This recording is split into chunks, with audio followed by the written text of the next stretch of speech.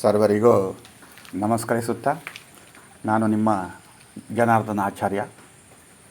ಇವತ್ತು ನಾನು ಹೇಳಿಕೊಟ್ಟಿರುವಂಥದ್ದು ಮಕರ ರಾಶಿಯ ವ್ಯಕ್ತಿಯ ಗುಣಲಕ್ಷಣಗಳು. ಅವನ ವ್ಯಕ್ತಿತ್ವ ಆಗಿರಲಿ, ಅವನ ಒಂದು ನಡೆ ನುಡಿ ಯಾವ ರೀತಿ ಇರ್ತದೆ, ಅವನ ಜೀವನದಲ್ಲಿ ಏನಾಗಬಹುದು, ಏನಾಗಿರ್ತಾನೆ ಹೇಳುವಂಥದ್ದು ನಾನಿವತ್ತು ನಿಮ್ಮ ಹತ್ರ ಕುಲಂಕುಷವಾಗಿ ವಿಸ್ತರಿಸ್ತಾ ಹೋಗ್ತೇನೆ. ಮೊದಲನೇದಾಗಿ ಮಕರ ರಾಶಿಯವರು ದೊಡ್ಡ ದೊಡ್ಡ ವಿಚಾರಗಳನ್ನು ಒಳಗೊಂಡಿರುವಂಥ ಒಂದು ವ್ಯಕ್ತಿಗಳು.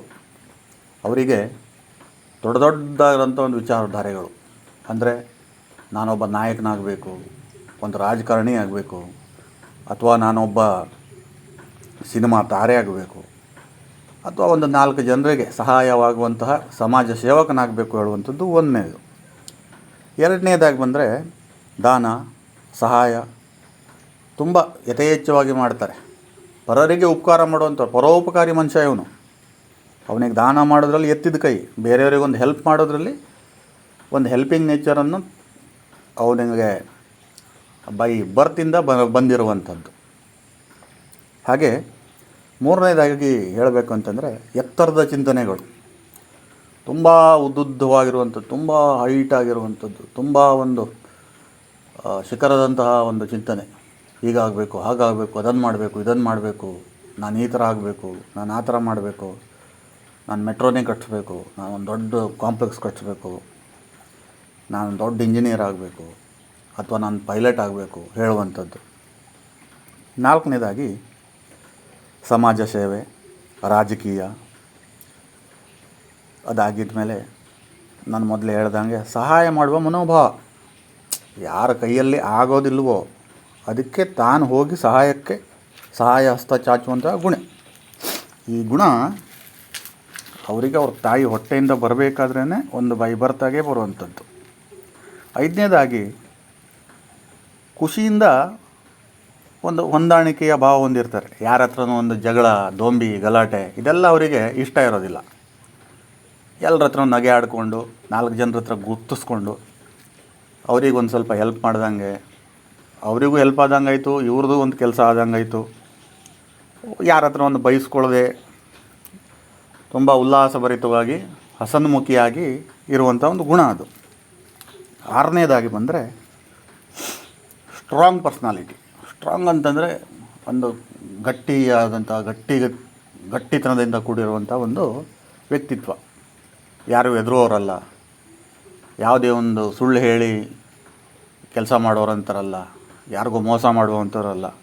ಒಂಥರ ಸ್ಟ್ರಾಂಗ್ ಆಗಿ 1,000 ಜನ ಇದ್ದರೆ ಅದರಲ್ಲಿ ನಾನೊಬ್ಬವನು ಇದ್ದೀನಿ ಹೇಳುವಂಥದ್ದು. ಎಲ್ಲರ ಒಳಗಡೆ ತಾನು ಒಬ್ಬವನು ಇದ್ದೀನಿ. ಆನೆ ನೋಡಿ, ಒಂದು ಸಾವಿರಾರು ಪ್ರಾಣಿಗಳ ಮಧ್ಯದಲ್ಲಿ ಆನೆ ನಿಂತ್ಕೊಂಡು ಹೆಂಗೆ ಕಾಣುತ್ತೆ ಆ ಥರ ಒಂಥರ ಗಂಭೀರವಾಗಿ ಇರುವಂಥ ಒಂದು ವ್ಯಕ್ತಿತ್ವ. ಏಳನೇದಾಗಿ ಬಂದರೆ ನಿಧಾನವಾಗಿ ಕೆಲಸವನ್ನು ಸಂಪೂರ್ಣವಾಗಿ ಸಕ್ಸಸ್ ಮಾಡ್ತಾರೆ. ಇವರು ಸಕ್ಸಸ್ ಕೊಡ್ತಾರೆ.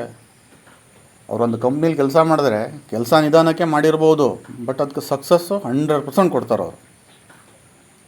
ಅದೇ ರೀತಿಯಾಗಿ ಸಂಪೂರ್ಣವಾಗಿ ಅದರಲ್ಲಿ ಬೇರೆ ಯಾರೂ ಬಂದು ಒಂದು ಲೋಪ ದೋಷ ಯಾವುದೇ ಒಂದು ಮಿಸ್ಟೇಕ್ಸನ್ನು ಕಂಡುಹಿಡಿಯೋಂಗಿರೋದಿಲ್ಲ. ಆ ಥರ ಒಂದು ಕೆಲಸ ಮಾಡುವಂಥ ಜನ ಇವರು. ಸಕ್ಸಸ್ಫುಲ್ ಪರ್ಸನ್ ಅಂದ್ಕೊಂಡು ಹೇಳ್ತಾರಲ್ಲ, ಯಾವಾಗಲೂ ಸಕ್ಸಸ್ಸನ್ನು ಬಯಸುವವರು.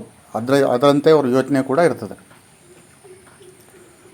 ಎಂಟನೇದಾಗಿ ಬಂದರೆ ಯೋಚನೆ ಮಾಡಿ ನಿರ್ಧಾರ ತಗೊಳ್ಳುವಂಥದ್ದು.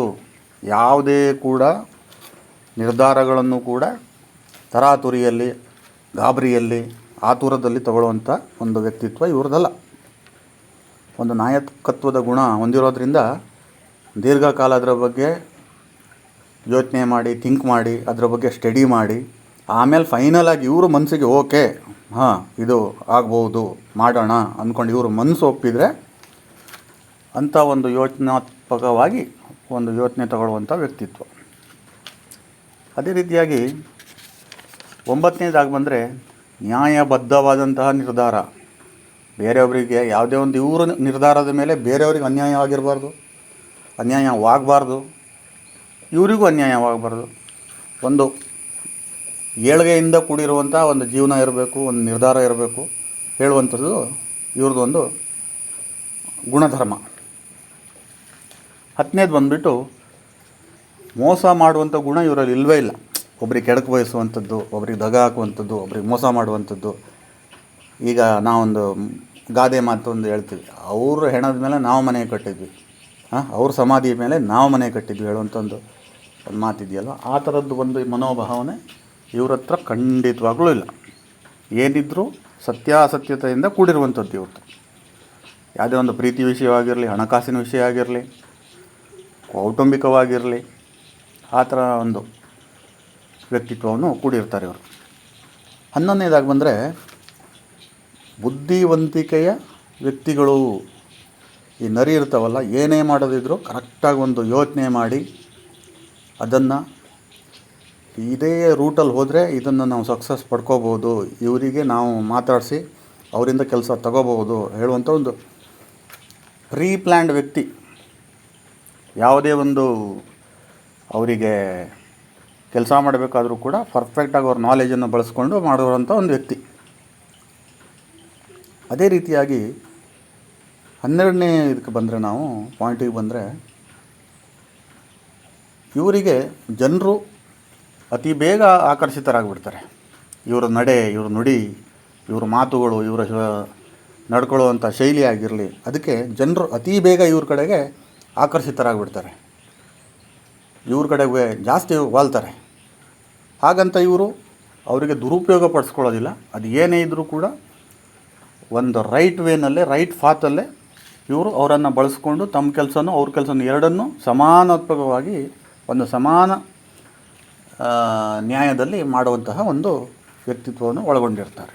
ಇನ್ನು 13ನೇದಾಗಿ ಬಂದರೆ ಕಠಿಣ ಪರಿಶ್ರಮಿಗಳು ಇವರು. ಅಂದರೆ ಇವ್ರ ಸಾಧನೆ, ಇವ್ರದ್ದೊಂದು ಗುರಿ ಮುಟ್ಟಬೇಕು ಅಂದರೆ ಅದು ಎಂಥ ಕಷ್ಟದ ಕೆಲಸ ಇದ್ದರೂ ಮಾಡುವಂಥ ಒಂದು ವ್ಯಕ್ತಿತ್ವ ಉಳ್ಳವರು. ಇದು ಮನದಟ್ಟು ಮಾಡ್ಕೋಬೇಕು ನೀವು. ಏನೇ ಅವ್ರಿಗೆ ಕಷ್ಟ ಇದ್ದರೂ ಕೂಡ 100% ಅವ್ರು ಮಾಡೇ ಮಾಡ್ತಾರೆ.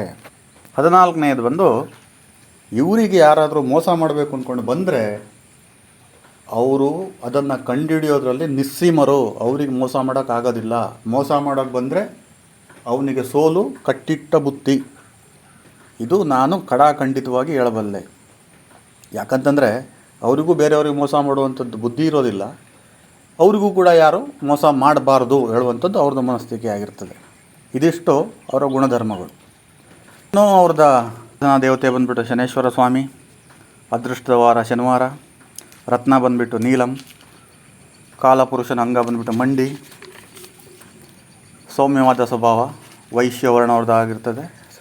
ಸ್ತ್ರೀಲಿಂಗ ರಾಶಿ ಅವ್ರದ್ದು. ಮಿತ್ರ ರಾಶಿ ಬಂದುಬಿಟ್ಟು ಕುಂಭರಾಶಿ, ಶತ್ರು ರಾಶಿ ಬಂದುಬಿಟ್ಟು ಸಿಂಹರಾಶಿ ಆಗಿರ್ತದೆ. ಅದೇ ರೀತಿಯಾಗಿ ಪ್ರತಿ ಶನಿವಾರ ಶನೇಶ್ವರನ ಮಂದಿರಕ್ಕೆ ಹೋಗಿ ಕರಿ ಎಳ್ಳಿನ ದೀಪ ಹಚ್ಚೋದು ಭಾಳ ಒಳ್ಳೆಯದು. ಅಥವಾ ಒಂದು ಮುಷ್ಟಿ ಕರಿ ಎಳ್ಳನ್ನು ಕಟ್ಕೊಂಡು ಯಾರಿಗಾರು ದಾನ ಕೊಡುವಂಥದ್ದು ಅತ್ಯುತ್ತಮವಾಗಿರುವಂಥದ್ದು, ಇವರಿಗೆ ಲಾಭವನ್ನು ಕೊಡುವಂಥದ್ದು ಆಗಿರ್ತದೆ. ವಿಡಿಯೋ ಸ್ವಲ್ಪ ಉದ್ದ ಆಗಿದ್ದರೂ ಕೂಡ ಕೊನೆ ತನಕ ನೋಡಿ ಕೇಳಿ, ಏನಾದರೂ ಬದಲಾವಣೆ ನಿಮ್ಮಲ್ಲಿ ಇದ್ದಿದ್ರೆ ಅದನ್ನು ಸರಿ ಮಾಡಿಕೊಂಡು ಸತ್ಯಾಸತ್ಯತೆಯಿಂದ ಹೋಗಿ. ಯಾಕಂತಂದರೆ ಶನೇಶ್ವರ ಸ್ವಾಮಿ ನಿಮ್ಮ ರಾಶ್ಯಾಧಿಪತಿಯಾಗಿರ್ತಾನೆ, ಎಚ್ಚರವಿರಲಿ. ಆದರೆ ನಿಮ್ಮ ಸತ್ಯದಿಂದ ಮಾಡಿರುವಂಥ ಯಾವುದೇ ಕೆಲಸಕ್ಕೂ ಕೂಡ ವಿಘ್ನ ಬರೋದಿಲ್ಲ. ಅದು ಖಂಡಿತ ಯಶಸ್ಸು ನಿಮ್ಮ ಪಾಲಿಗೆ ಬಂದೇ ಬರ್ತದೆ. ಎಲ್ರಿಗೂ ಒಳ್ಳೆಯದಾಗಲಿ. ನಮಸ್ಕಾರ.